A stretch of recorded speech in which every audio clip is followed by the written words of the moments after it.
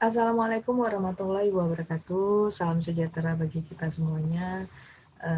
Puji syukur kepada Tuhan Yang Maha Esa sudah memberikan kita kesempatan untuk bertemu lagi di hari ini.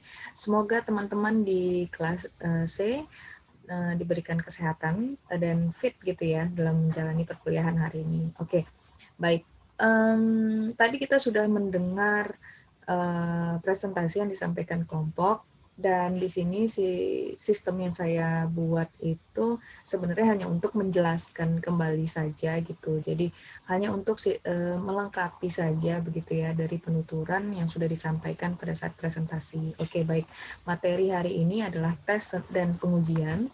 Jadi seperti yang kita sudah bahas sebelum-sebelumnya, banyak pertanyaan-pertanyaan yang bisa dijawab melalui tes atau misalnya dari assessment gitu ya. Ya contoh misalnya apa nih diagnosis dari pasien A misalnya begitu. Atau kalau dari setting industri dan organisasi, siapa ini yang harus dipekerjakan, direkrut gitu. Atau ini sudah sesuai dimutasikan atau tidak misalnya gitu, atau dipromosikan untuk jadi naik jabatannya atau naik dari segi tanggung jawabnya gitu, atau malah diberhentikan. Nah, ada juga nih pertanyaan kalau dari setting pendidikan gitu ya, individu ini, si siswa ini sesuai enggak untuk mendapatkan beasiswa atau tidak. Nah, pertanyaan-pertanyaan lain itu juga ada, misalnya kalau dari settingnya forensik misalnya gitu, apakah seorang terdakwa itu memang pantas diadili atas kesalahannya atau dia punya gangguan mental lain misalnya seperti itu. Dan banyak pertanyaan-pertanyaan lain yang memang bisa dijawab dari hasil tes dan juga pengujian begitu ya. Oke. Tapi sebenarnya apa sih sebenarnya dasar-dasar dari membentuk tes atau asesmen psikologis itu gitu. Nah, jadi ada 7 asumsi yang menjadi dasar kenapa pentingnya membangun suatu tes ataupun isu-isu yang memang terkait tentang tes dan asesmen gitu ya. Nah, yang asumsi pertama adalah ciri-ciri psikologis dan kondisi yang ada. Asumsi kedua adalah ciri dan kondisi psikologis itu dapat dihitung dan juga diukur. Nah, asumsi ketiga, perilaku terkait tes memprediksi perilaku yang tidak terkait tes. Asumsi keempat, tes dan teknik pengukuran lain itu memiliki kekuatan dan juga kelemahan. Nah, asumsi kelima, berbagai sumber error itu merupakan bagian dari proses assessment. Asumsi keenam, testing dan assessment itu dapat dilakukan secara adil dan tidak memihak dengan mempertimbangkan hal tertentu gitu ya. Nah, asumsi ketujuh adalah manfaat testing dan assessment bagi masyarakat. Sebenarnya secara umum ini beberapa hal sudah disampaikan pada saat pengantar. Namun kita akan mengkaji lebih detail di sini. Oke.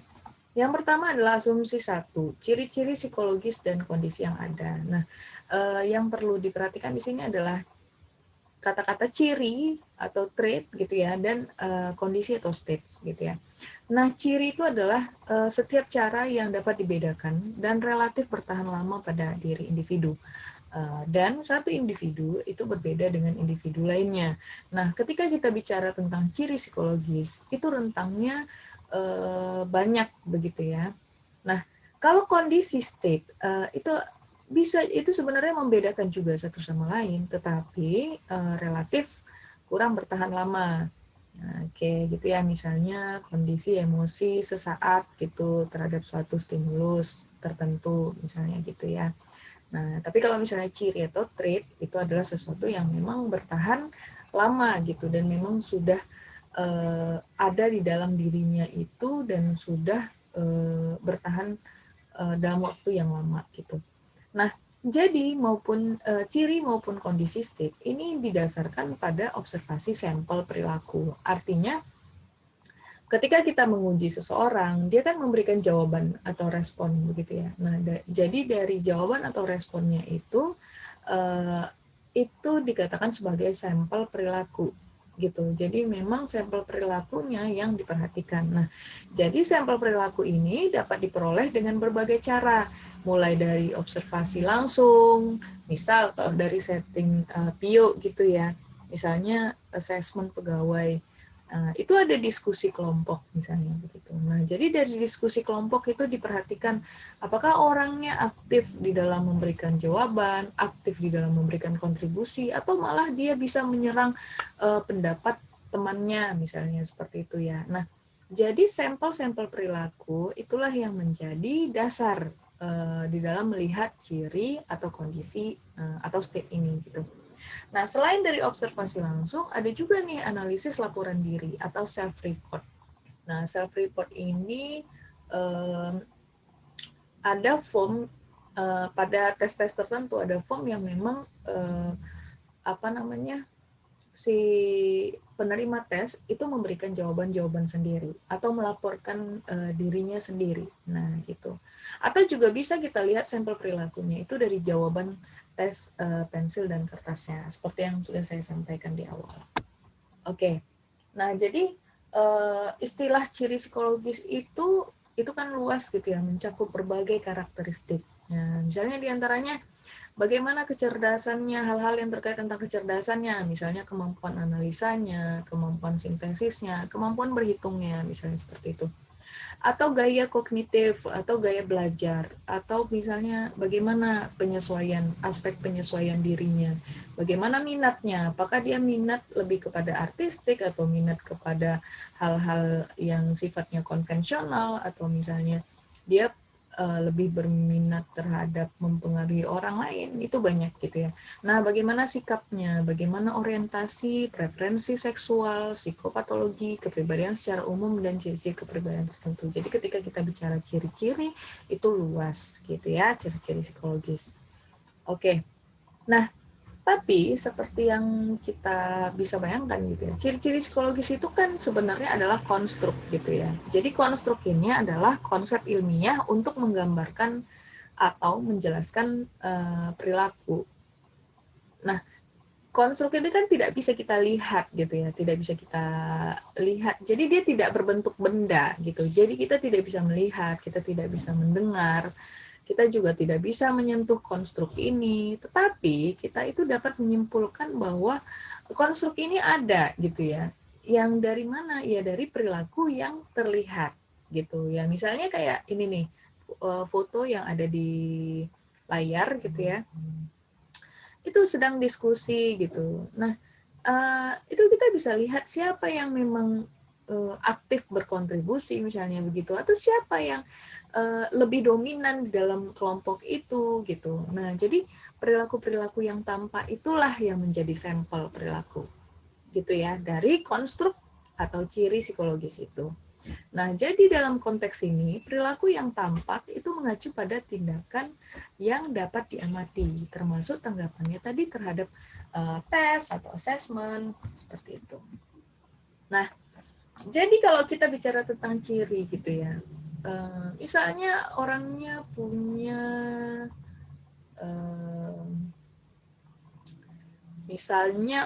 itu punya pengelolaan emosi yang baik, misalnya gitu ya.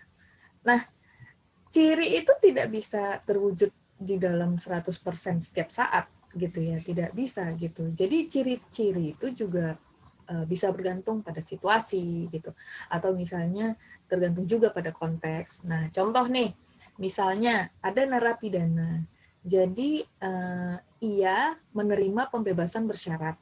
Nah, jadi narapidana itu mungkin saja dia akan cenderung pendiam ketika berhadapan dengan polisi, ya kan? Karena dia itu berhadapan dengan konsekuensi kalau misalnya dia tidak tertib, atau misalnya dia cari ulah misalnya seperti itu, ya kemungkinan pembebasan bersyaratnya itu bisa ditarik lagi dan dia bisa dipenjara gitu. Nah, tapi bisa saja ketika dia berhadapan dengan situasi misalnya mungkin di rumahnya atau dengan teman-temannya, dia bisa berlaku lebih kejam atau lebih punya tensi yang lebih tinggi. Nah, gitu. Nah, kemudian konteks. Kita bicara tentang konteksnya juga gitu ya. Misal ada seseorang yang berlutut dan berdoa dengan suara keras.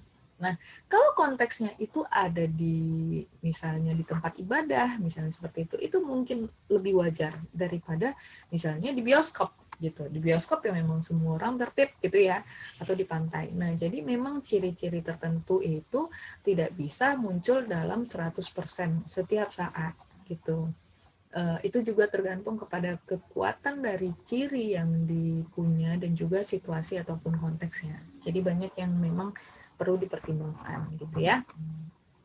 Nah, atribusi itu juga perlu diperhatikan. Nah, atribusi dari si penilai gitu ya. Nah, jadi misalkan seorang psikolog ingin menilai nih apakah seseorang ini sangat pemalu atau dia pemalu atau tidak pemalu misalnya seperti itu. Dia harus membandingkan juga dengan tingkat rasa malu rata-rata orang dalam keadaan yang sama atau serupa. Nah, jadi atribusi seperti itu juga mempengaruhi tentang penilaian, begitu ya.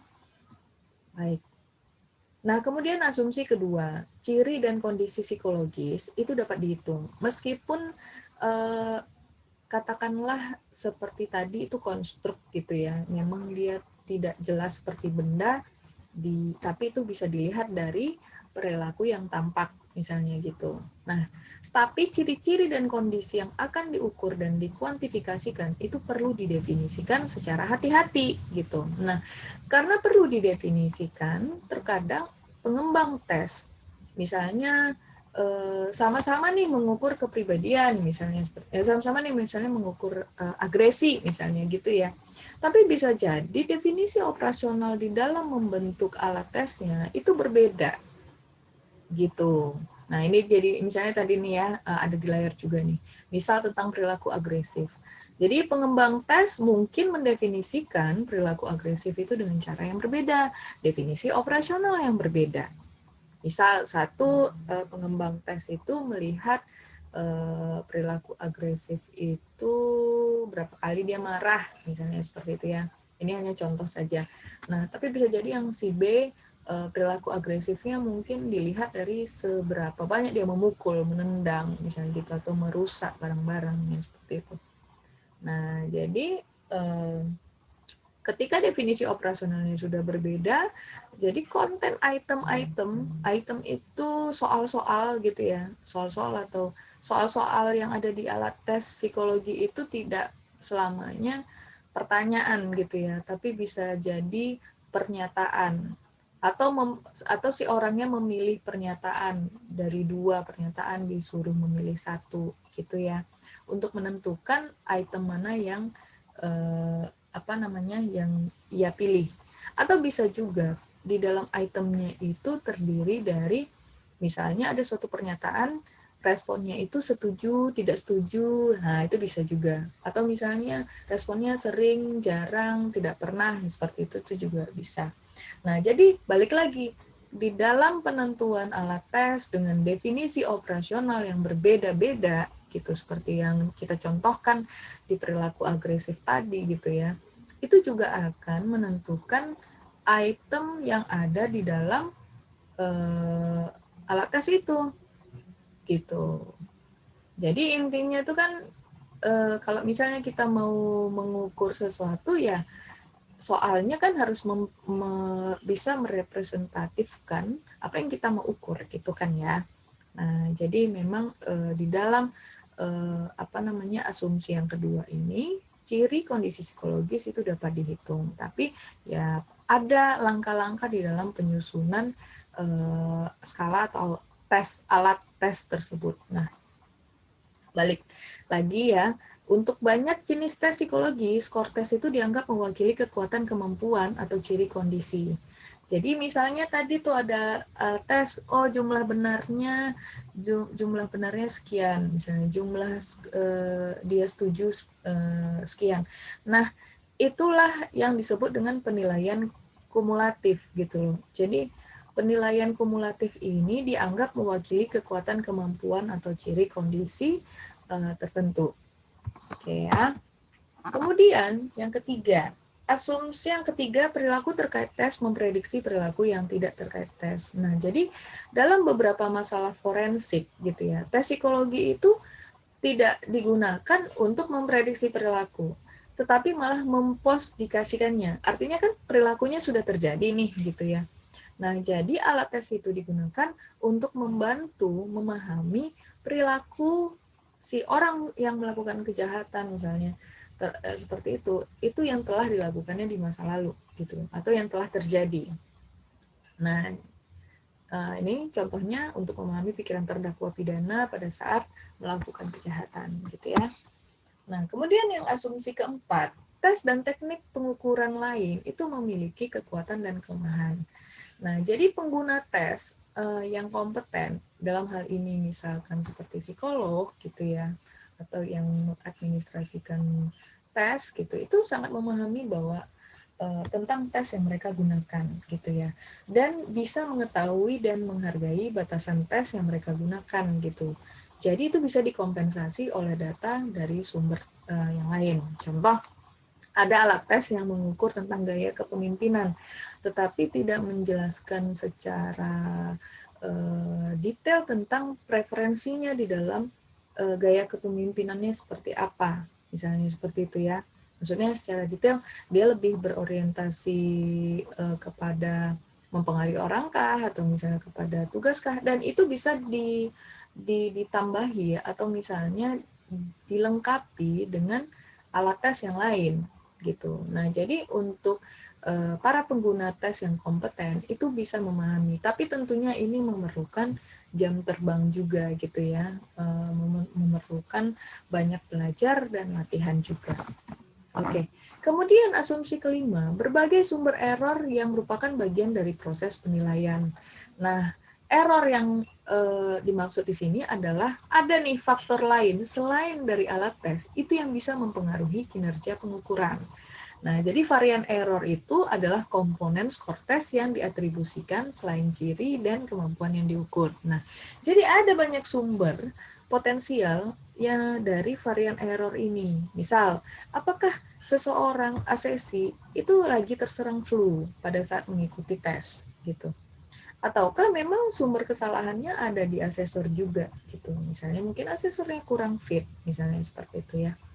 Nah, alat ukur itu sendiri itu juga bisa menjadi sumber error varian gitu. Kemudian sebagai ilustrasi nih, misalnya di luar dari hal itu, cuaca misalnya terik banget gitu ya, terik sekali dan mempengaruhi mood gitu. Dan pada akhirnya juga bisa mempengaruhi seorang dalam mengerjakan tes, itu juga bisa. Nah, jadi harus ada pemahaman bahwa ada sumber-sumber error yang bisa menjadi bagian dari proses penilaian. Nah, itu yang perlu diperhatikan detail oleh sebagai penguji tes ini gitu. Kemudian yang ke asumsi ke-6, pengujian dan asesmen itu dapat dilakukan secara adil dan tidak memihak gitu ya. Caranya adalah memang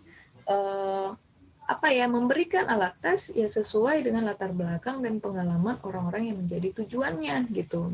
Ya kan, misalnya kalau memberi skala sikap kerja,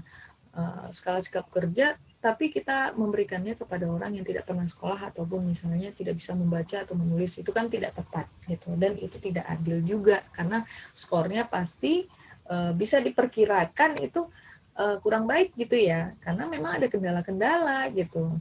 Nah, jadi memang ini perlu diperhatikan.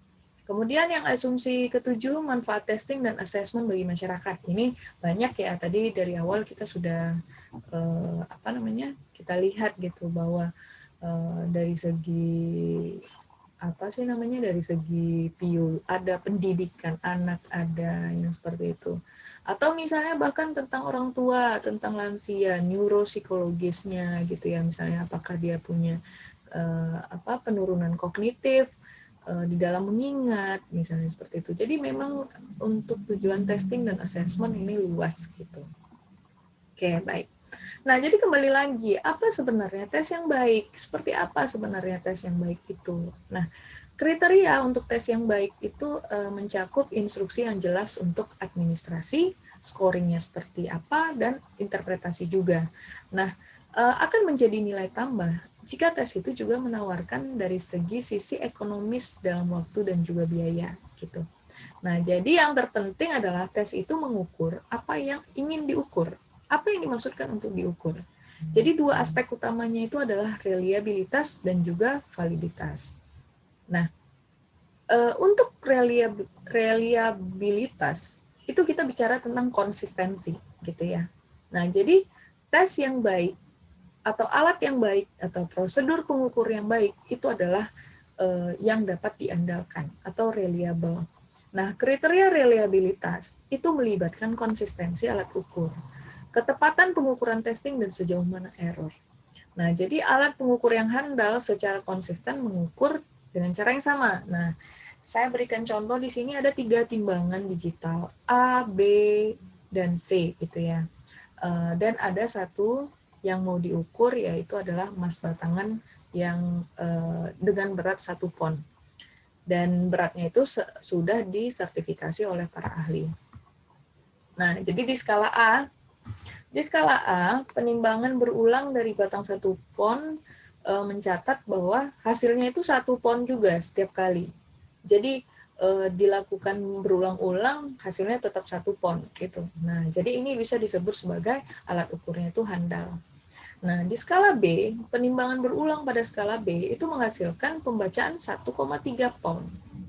Jadi dihitung berulang-ulang dia tetap 1,3 pon gitu. Nah, tapi itu tetap dikatakan alat ukur handal karena berulang-ulang hasilnya sama gitu ya. Nah, di skala C, penimbangan berulang itu yang pertama 1,7, lalu kemudian jadi 0,9, kemudian selanjutnya entah berapa lagi angkanya gitu. Nah, ini bisa disebutkan alat ukur itu tidak handal begitu ya, karena dia tidak bisa mengukur hal yang sama pada saat dilakukan pengulangan. Nah, jadi baik itu skala mau mengukur apa sih namanya emas misalnya seperti tadi gitu ya, atau misalnya mengukur kecerdasan gitu ya, atau mengukur aspek-aspek psikologis lainnya, perlu reliabilitas gitu. Jadi memang kan kayak misalnya mengukur kecerdasan hari ini 90 IQ-nya misalnya begitu. Kemudian selanjutnya diukur jadi 120, itu kan udah nggak reliable lagi gitu. Nah, jadi reliabilitas itu adalah elemen yang diperlukan. Tapi perlu diperhatikan bahwa itu tidak cukup untuk melakukan pengujian yang baik gitu ya. Jadi selain reliable, alat tes itu juga harus valid. Artinya valid itu mengukur apa yang memang diukur. Nah, ibaratnya nih misalnya kayak daun-daun ini gitu ya, dengan alat tes, dia mengukur hal yang sama. Jadi daun A tidak berubah menjadi daun B gitu ya. Nah, validitas itu adalah mengukur apa yang memang diukur. Seperti itu. Nah, tes dianggap valid untuk tujuan tertentu jika tes tersebut memang mengukur apa yang dimaksudkan untuk diukur. Nah, jadi skala yang konsisten tadi kan ada yang dilakukan perhitungan berulang, dia tetap 1 pound gitu ya. Nah, itulah adalah skala yang valid. Jadi selain reliable, dia juga valid. Nah, tes kecerdasan adalah tes yang valid jika benar-benar mengukur kecerdasan. Oke, udah dibahas tadi ya. Kemudian pertanyaan tentang validitas tes berfokus pada item yang secara kolektif membentuk tes tersebut. Nah, ini dia. Ketika kita bicara alat tes, tes itu kan melibatkan item-item di dalamnya. Item-item itu bisa pertanyaan, bisa pernyataan, yang seperti itu. Nah, pertanyaan atau item-item yang ada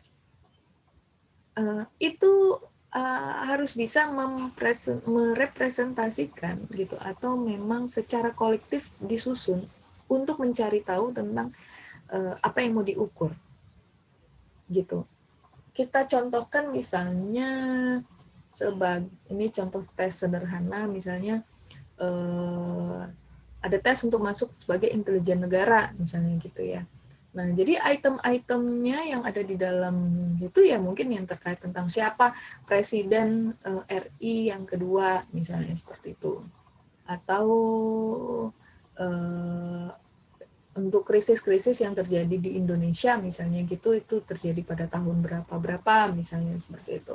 Nah, jadi item-item yang menunjang pengukuran itu memang perlu diperhatikan oleh si pengembang tes.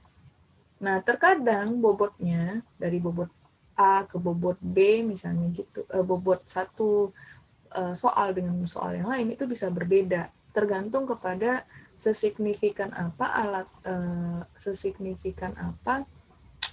item itu untuk mengukur konstruk tadi. Oke.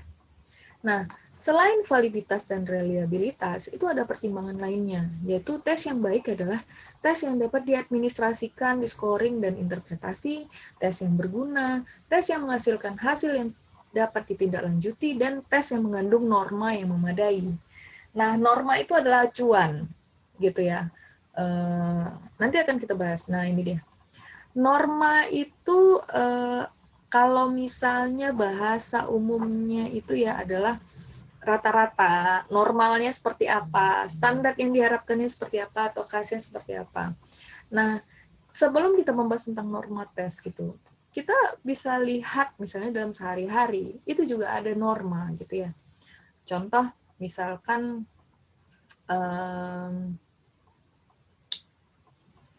norma di lingkungan itu, oke, contohnya gini, kalau misalnya ada undangan gitu ya, seseorang itu kan wajib diharapkan itu datang gitu ya. Akan menjadi aneh kalau misalnya dia akan terus terang kalau misalnya dia malas gitu mengikuti undangan, misalnya seperti itu. Nah, ada norma-norma sosial atau misalnya ada aturan-aturan sosial yang mengatur tatanan kehidupan kita, gitu kan. Nah, tapi kalau dari settingnya tes, kita balik lagi, misalnya untuk IQ, misalnya contohnya gitu ya. Norma IQ itu berapa untuk usia rata-rata seperti ini, gitu. Jadi ada norma yang menjadi acuan untuk mengukur konstruk seseorang. Itu ada acuannya berdasarkan macam-macam, ada usia, ada nasional yang seperti itu, ada yang dari lokal, nanti kan akan kita bahas. Nah, jadi norma itu acuan begitu ya. Nah, pengujian dan assessment yang direferensikan dengan norma itu adalah metode evaluasi dan cara mendapatkan makna dari skor tes dengan mengevaluasi skor individu dan membandingkannya dengan skor sekelompok individu. Oke, misal IQ 100 itu skor rata-rata orang normal dengan melihat norma usia, gitu ya. Nah, ketika kita mau memberikan tes dalam mengembangkan tes, gitu ya. Nah, jadi proses pemberian tes kepada sampel representatif untuk tujuan penetapan norma itu sendiri, itu disebut dengan standarisasi atau standarisasi tes. Nah, jadi untuk memahami bagaimana norma diturunkan, gitu ya, bagaimana pentingnya norma ini, gitu, ya itu juga perlu yang dinamakan dengan pengambilan sampel, gitu. Nah, pengembang tes menargetkan beberapa kelompok tertentu sebagai populasi yang dirancang untuk pengujian tersebut. Populasi ini adalah kumpulan individu dengan setidaknya satu karakteristik umum yang dapat diamati. Nah, ukuran sampel ini bisa kecil gitu ya, bisa juga besar gitu ya. Nah, tapi kalau misalnya sampel yang mendekati ukuran populasi itu bisa mengurangi tingkat error. Nah, proses pemilihan individu yang dianggap perwakilan dari seluruh populasi itu disebut sebagai sampling. Oke. Kesimpulannya adalah ketika mau membentuk norma, norma itu kan ada acuannya. Jadi acuannya itu kan perlu sesuatu yang dinamakan dengan standar gitu ya, standarisasi. Cara penyusunannya itu adalah dengan mengambil sampel yang representatif terhadap kelompok tertentu gitu. Nah, jadi untuk mengambil sampel itu ukurannya itu bisa kecil, bisa juga besar. Nah, akan lebih baik kalau ukurannya besar dan itu bisa mengurangi kemungkinan error dan lebih representatif terhadap populasi. Karena kita bicara norma nih tadi, acuan gitu ya. Nah, jadi cara melakukan sampling, cara menentukan sampel itu disebut dengan sampling. Dan teknik sampling itu banyak beragam. Nah, ini dia contohnya. Jadi di dalam melakukan sampling itu, misalnya populasinya itu sekian, yang diambil sampelnya beberapa. Oke, yang representatif, yang bisa menggambarkan keadaan populasi tersebut. Nah, jadi misalkan ya, rancangan tes opini publik penduduk Medan terhadap arus lalu lintas. Nah, jadi dalam hal ini perlu disertakan orang-orang yang mewakili subkelompok yang berbeda dari populasi. Seperti adanya orang dengan suku Melayu, Batak, Cina, India, misalnya seperti itu. Orang profesional, pebisnis, pekerja kantoran, orang yang terampil, tidak terampil, pengangguran, ibu rumah tangga, dan seterusnya. Jadi, perlu diperhatikan subkelompok-subkelompok yang ada di Medan itu sendiri. Kalau misalnya populasinya adalah Medan gitu ya. Nah, tapi kalau kita bicara tentang daerah lain ya tentu saja yang menjadi target sampelnya ya memang berbeda lagi gitu. Jadi memang tergantung kepada apa yang juga menjadi target yang mau diukur. Oke. Nah, pengambilan sampel itu ada beberapa di dalam buku Cohen ini, ada stratified sampling, ada stratified random sampling, ada purposive sampling, ada incidental sampling. Nah, stratified sampling adalah cara mengambil sampel dengan memperhatikan strata tingkatan dalam populasi gitu. Nah, kemudian stratified random sampling, jika itu sudah dilakukan strata, kemudian diambil secara acak.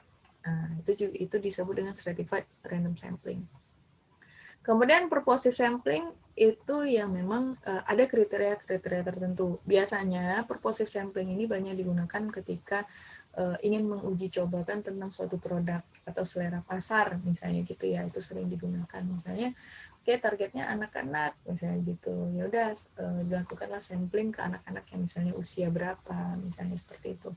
Atau misalnya bagaimana tanggapan seorang terhadap jasa tertentu, misalnya gitu kan, dia menggunakan teknik sampling yang purposive. Nah, incidental sampling adalah penentuan sampling secara kebetulan, gitu. Tapi dilihat juga gitu ya, misalnya ini cocok sebagai sumber data, ada kriterianya juga. Nah, sementara kalau kita bahas tentang jenis norma, tadi kan kita sudah bahas ya, norma adalah acuan, norma itu adalah rata-rata, misalnya itu, atau norma itu yang bisa menggambarkan sesuatu yang khas gitu ya. Norma itu ada banyak, ada norma usia, ada norma kelas, nah ini untuk kelas-kelas tertentu gitu ya. Misalnya misalnya anak kelas 6 harusnya sudah bisa baca ini, misalnya seperti itu, atau sudah bisa melakukan perhitungan yang kompleks, misalnya seperti itu, atau misalnya bisa ada standar-standar norma tertentu di kelas gitu, yang beda ya dari kelas A dengan kelas B itu beda. Nah, kemudian ada norma nasional. Di suatu negara ada norma-norma tertentu, kemudian ada national anchor norms, kemudian ada norma lokal. Nah, ini misalnya kalau norma lokal itu kalau norma lokal itu tuh kayak misalnya ada suatu perusahaan yang bisa melihat ada kas-kas tertentu gitu di dalam wilayahnya gitu ketika mungkin mau melakukan penilaian terhadap seseorang gitu ya. Nah, kemudian norma dari grup referensi yang tetap gitu ya. Ini akan kita bahas nanti, ada norma subkelompok, ada norma persentil. Nah, sistem penilaian kelompok referensi tetap itu adalah kelompok yang digunakan yang bersifat tetap gitu ya, yang digunakan sebagai dasar untuk perhitungan nilai tes untuk administrasi tes dan juga akan dilakukan untuk masa depan. Jadi dia sifatnya tetap. Lalu kemudian ada kriteria references evaluation. Jadi maksudnya gini, cara lain untuk mendapatkan makna dari skor tes adalah mengevaluasinya berdasar beberapa kriteria yang telah terpenuhi atau belum. Contoh, agar memenuhi syarat untuk ijazah sekolah menengah, siswa itu harusnya sudah menguasai tingkat membaca kelas 6. Nah, untuk mendapatkan hak istimewa mengemudi mobil, mendapatkan SIM, jadi si calon pengemudi harus mengikuti tes, harus lulus, misalnya seperti itu. Nah, di dalam tes dan pengujian, kita juga perlu memperhatikan tentang budaya sebagai faktor dalam administrasi tes, penilaian, dan interpretasi. Oke, baik, daftar pusaka yang kita gunakan adalah Cohen, Sugiono, dan Sugiono. Jika misalnya memang ada yang mau ditanyakan, silakan menuju ke forum. Baik, saya rasa itu saja. Terima kasih banyak atas partisipasi hari ini. Dan terima kasih kepada kelompok. Jangan lupa mengerjakan kuisnya. Itu saja. Assalamualaikum warahmatullahi wabarakatuh. Selamat malam.